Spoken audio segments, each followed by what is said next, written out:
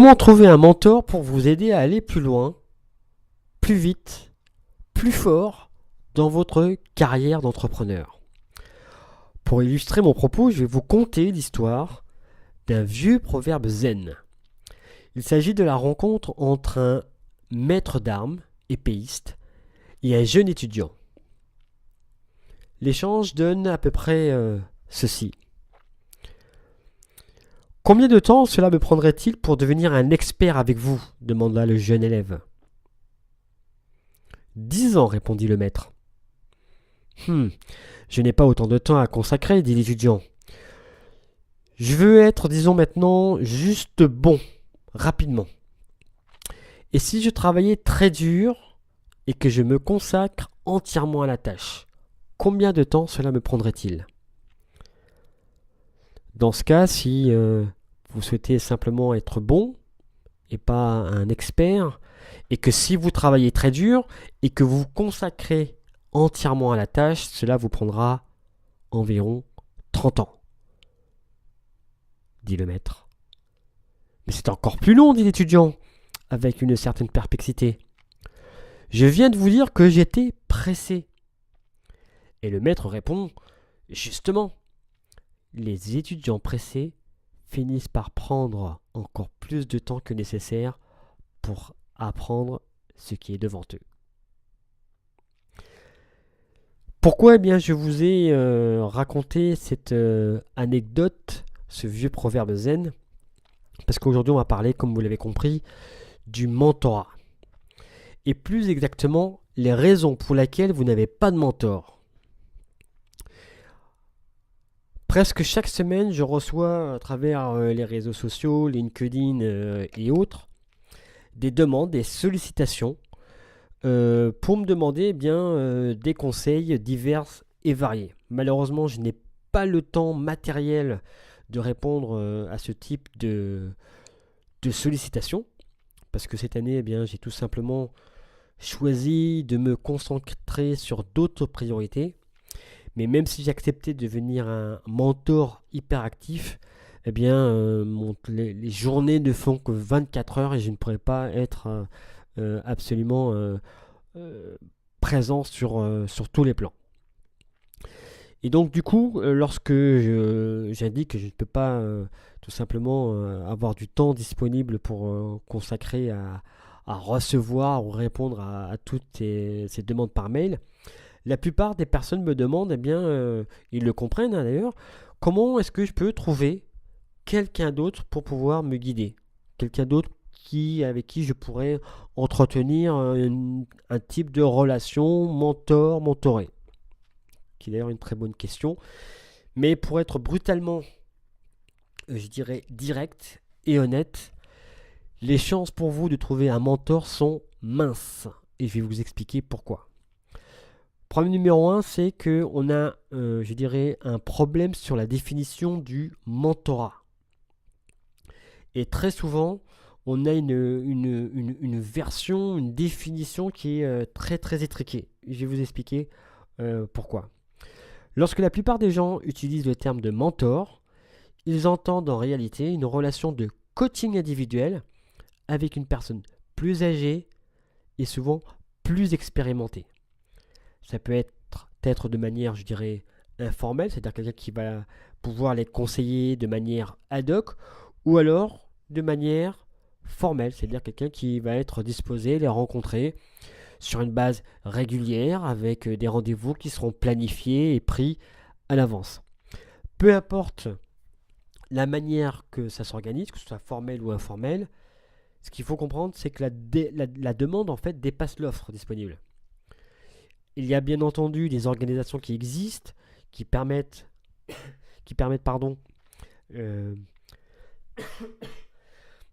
bien évidemment, il y a des organisations qui permettent justement les mises en relation entre des mentors et des personnes qui sont à la recherche justement de personnes expérimentées. Mais généralement, c'est un processus qui est assez lent et je pense que vous comprendrez assez aisément qu'il n'y a pas assez d'hommes et de femmes mûrs, désireux ou capables justement de faire ce type d'investissement. Alors, que faites-vous si vous essayez de trouver un mentor? Ce que je vous suggère dans un premier temps, c'est d'élargir votre définition du mentor, de sorte que vous ne restiez pas bloqué dans l'attente de quelque chose qui ne pourrait pas arriver. Et que, en réalité, il y a un peu moins de 8, 9 ou une dizaine de niveaux de mentorat. Et je vais vous expliquer comment justement déjà appréhender ces différents niveaux de mentorat. Le premier niveau de mentorat, c'est à travers les différents blogs et podcasts. Posez-vous la question suivante, si vous avez une baguette magique, par qui vous souhaiteriez être accompagné, mentoré, coaché?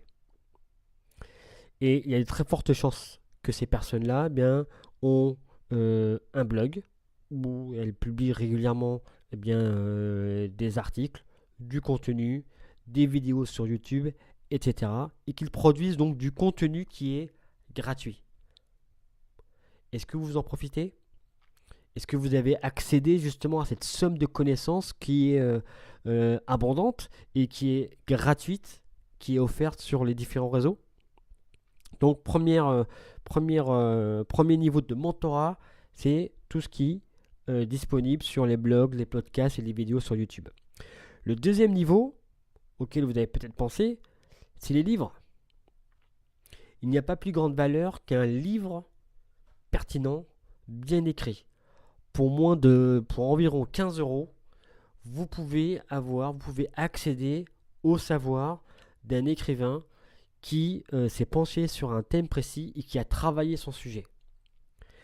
Et à travers différents sites, Amazon, Fnac, etc., ou dans les librairies du coin, dans votre quartier, dans l'histoire de l'humanité, il n'y a jamais eu autant de connaissances, d'informations disponibles et si peu chères. Et encore une fois, si vous n'avez pas l'argent, si vous n'avez pas 15 ou 20 euros à consacrer à acheter un livre, allez dans une bibliothèque, tout simplement. Un autre niveau de mentorat possible, c'est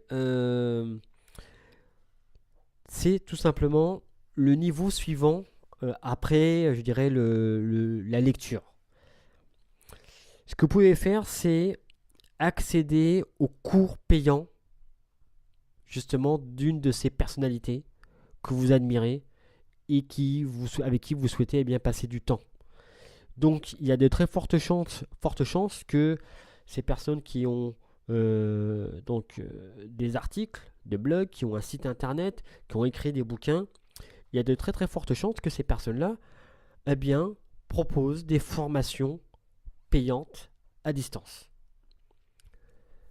Donc regardez, renseignez-vous de manière justement à pouvoir aller un cran plus loin que le livre ou un cran plus loin que des articles ou des vidéos sur YouTube. Une autre façon de faire aussi pour accéder je dirais, à un niveau de relation, de proximité avec votre mentor, ce sont les conférences.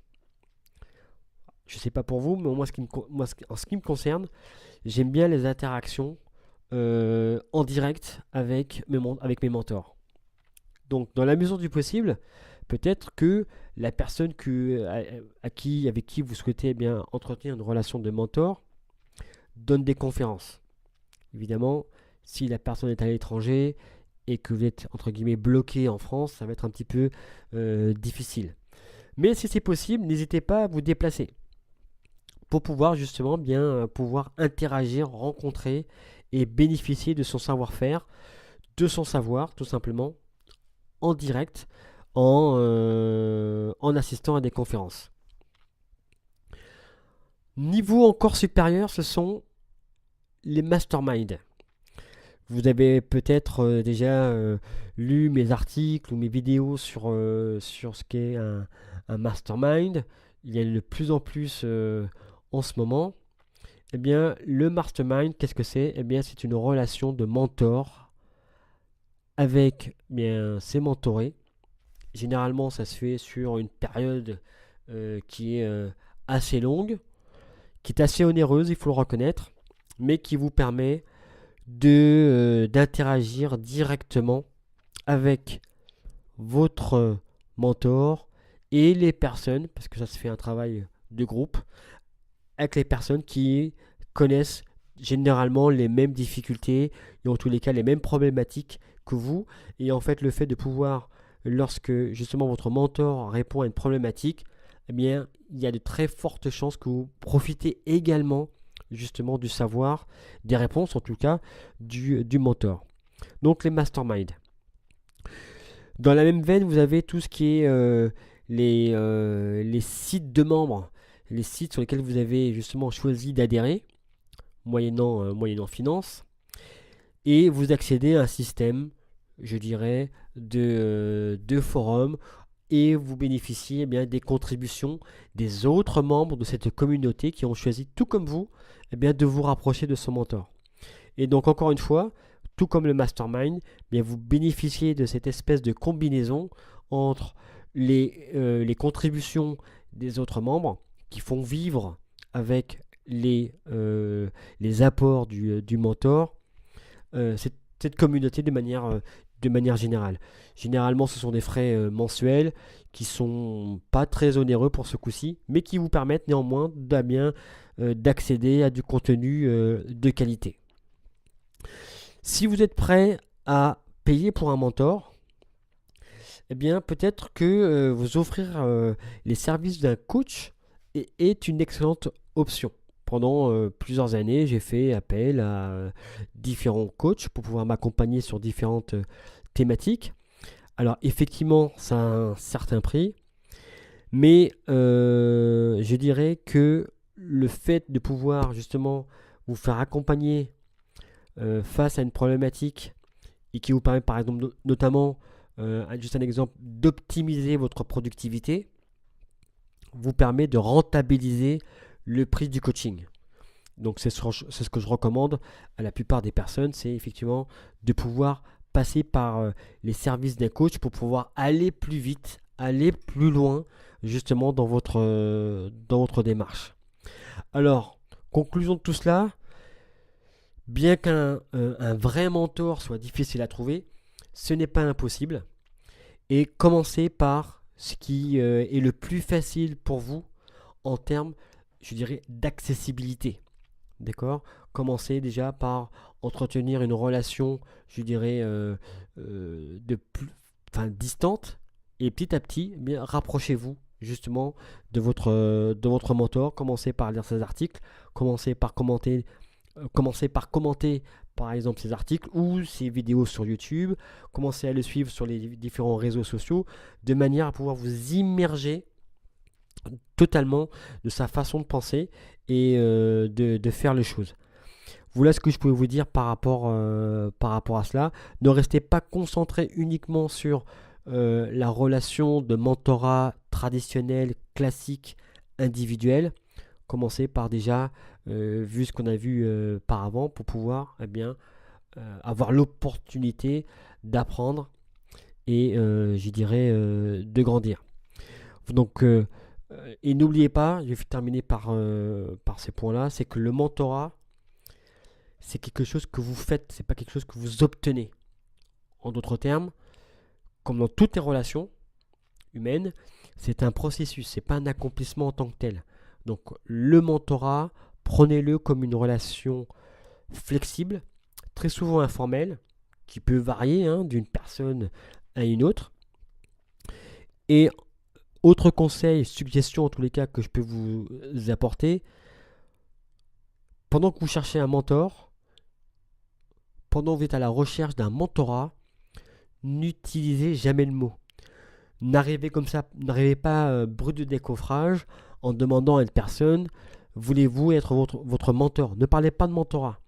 Personne comme ça ne sort à l'affût d'une relation pour trouver un petit copain ou une petite amie en demandant, tiens, est-ce que vous voulez être ma petite amie ou ma future femme ou mon futur mari?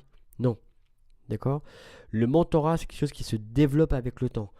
Je fais souvent la comparaison du mentorat avec une danse. D'accord? C'est quelque chose de flexible, quelque chose qui se nourrit. D'accord? C'est pas un accord contractuel qu'on signe en bas à droite d'un document. Pas du tout. Comme toutes les relations, c'est un processus, c'est pas un accomplissement, encore une fois. Deuxième point de ma conclusion, c'est vous donnez autant que vous recevez. D'accord? À mon avis, on doit cesser de dire. On devrait cesser de tenir le discours suivant. Trouvez un mentor et vous deviendrez excellent. Ce que je pense, c'est devenez excellent, excellez et vous trouverez un mentor. Généralement, les personnes qui sont en situation de réussite sont généralement très occupées et elles prennent très rarement des engagements qui leur vont prendre du temps et souvent a fortiori à pro bono. Donc, ils vous choisissent parce que vous valez leur temps qu'ils souhaitent investir en vous. D'accord? Donc, dans un premier temps, réfléchissez, déterminez ce que vous pouvez vous offrir dans le cadre de cet échange mutuel qui restera certes, en tous les cas au départ, déséquilibré, mais on est quand même dans une réciprocité. Les entrepreneurs, les cadres sont toujours à la recherche de la prochaine, je dirais, grande révélation. Un petit peu, pour vous donner un exemple, la relation qu'a nouée Jacques Attali et Emmanuel Macron. C'est Jacques Attali qui a découvert et qui a fait monter en puissance Emmanuel Macron. D'accord? Ils veulent vous aider à réussir de manière globale. Parce qu'en cours de route, très certainement, vous allez pouvoir les aider. Et ne serait-ce, même si ce n'est que de l'énergie que vous leur apportez, le fait justement de leur poser des questions, de revivre à travers vous bien les différentes problématiques, pour eux, ça leur est profitable parce que ça leur permet, en renvoyant justement les différentes situations que vous connaissez, ça leur permet déjà de structurer ou de restructurer leur façon de voir les choses, leur façon de percevoir les événements et de vous transmettre leur stratégie, leurs conseils et leur façon justement de gérer, si c'était eux, leur situation. D'accord? Donc c'est important, voilà, on est dans une relation gagnant-gagnant. Un exemple tout simple de ce que vous pouvez faire, c'est par exemple d'apporter de fournir des articles, des liens vers des choses qui peuvent intéresser votre mentor. Vous êtes beaucoup moins occupé qu'eux. Donc le temps que vous pouvez passer à chercher des choses qui seront intéressantes pour votre mentor, ce sera toujours du temps de prix. D'accord? Parce que ça peut servir leur intérêt. Et le fait d'être une source de nouvelles informations, de nouvelles tendances, d'opportunités est quelque chose d'appréciable. D'accord? Donc, vous allez vous demander beaucoup à votre mentor et essayez en contrepartie de donner aussi beaucoup. Et enfin, troisième point donc, de cette conclusion, gardez vos problèmes à la maison. Je dis souvent que la passion peut être une forme, je dirais, de folie, de dysfonctionnement parce qu'elle rend les gens égoïstes et surtout émotifs. Donc, cette façon de voir les choses qui m'est tout à fait, je dirais, personnelle, peuvent perturber des gens, peuvent même les rendre quelque part en colère. C'est qu'en fait, très souvent, c'est que vous n'êtes pas encore mûr ou prêt à être mentoré. Un mentor va droit au but, il ne prend pas de pince. Donc, si effectivement vous n'êtes pas prêt à recevoir des avis, des commentaires directs, pourquoi pas même acerbes, donc vous n'êtes pas prêt pour faire vous n'êtes pas prêt pour entretenir ou débuter une relation de mentorat.